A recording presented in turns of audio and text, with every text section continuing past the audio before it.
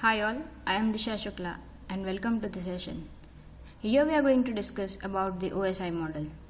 The 7-layer refers to the Open System Interconnection Model, a conceptual framework that describes the function of a networking or telecommunicating system. The model uses layers to help give a visual description of what is going on with a particular networking system. This can help network managers narrow down the problems. The 7-layer of the OSI model, that is, in the OSI model, the control passes from one layer to the next, starting at the application layer, that is layer 7 in one station, and proceeding to the bottom layer, over the channel to the next station and back up the hierarchy. The OSI model takes the task of internetworking and divides them up into what is referred to as a vertical stack that consists of the following 7 layers. The first one is the application layer, that is layer 7. OSI model layer 7 supports application and end user processes. Communication partners are identified, quality of service is identified, user authentication and privacy are considered, and any constraint on the data syntaxes are identified. Everything at this layer is application specific. This layer provides application services for file transfer, email, and other network software services. Telnet and FTP are applications that exist entirely in the application level. Tiered application architecture are a part of this layer. The next layer, that is the presentation layer. This layer provides independence from the differences in data representation, that is encryption, by translating from application to network format and vice versa. The presentation layer works to transform the data into the form that the application layer can accept. This layer formats and encrypts the data to be sent across a network, providing freedom from compatibility problems. It is sometimes also called as a syntax layer. The next layer, that is session layer. This layer establishes, manages and terminates the connection between the applications. The session layer sets up, coordinates and terminates the conversation, exchanges and dialogues between the application at each end. It deals with the session and connection coordination. The next layer, that is the transport layer. OSI model layer 4 provides transparent transfer of data between the end systems or hosts and is responsible for end-to-end error recovery and flow control. It also ensures complete data transfer. The next layer, that is the network layer. Layer 3 provides switching and routing technologies, creating logical path known as the virtual circuits for transmitting the data from node to node.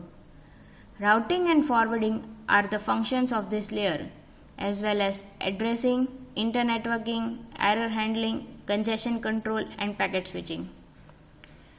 The next layer, that is the data link layer. At OSI model layer 2, data packets are encoded and decoded into bits. It furnishes the transmission protocol knowledge and management and handles the error in the physical layer, flow control and frame synchronization. The data link layer is divided into 2 sublayers, that is the medium access control layer and the logical link control layer.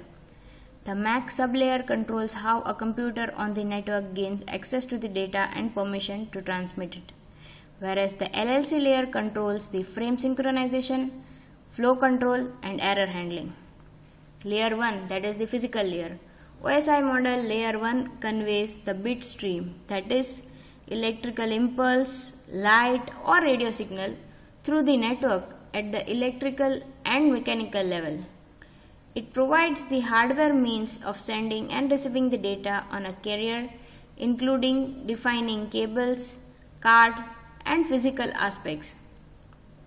Fast Ethernet, RS-232 and ATM are the protocols with the physical layer. So this is all about the OSI model. We have 7 layers, and those all 7 layers have different functions to be done. The next point that we have to discuss is internetworking. Internetworking stated as the way to connect disparate types of computer networking technologies. Computer network term is used to describe two or more computers that are linked to each other. When two or more computers, LANs or WANs or computer network segments are connected using the devices such as the router and configured by logical addressing scheme with protocols such as IP, then it is called as computer internetworking. Internetworking term in computer networking explains how computer networks connect with each other through internetworking devices.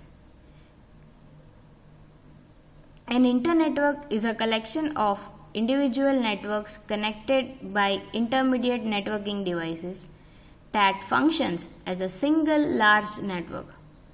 Internetworking refers to the industry, products and procedures that meet the challenge of creating and administrating the internetworks.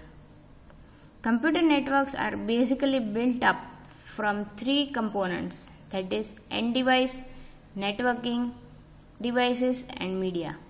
So all these 3 components together are called internetworking. So what is end device? End devices are used to access or transmit the data. Computers, laptops, data servers and tablets are the examples of the end device. Network devices. Network devices are used to control the data flow. Switches, routers, hubs, bridges, firewalls and modems are the example of networking devices. Media. Media, it is used to transmit the data, that is copper cables, fiber cables and wireless signals are the examples of transmission medium. So that is all about OSI model and internetworking. I hope you are clear with this, and if you have any query you can ask. Till then, keep learning.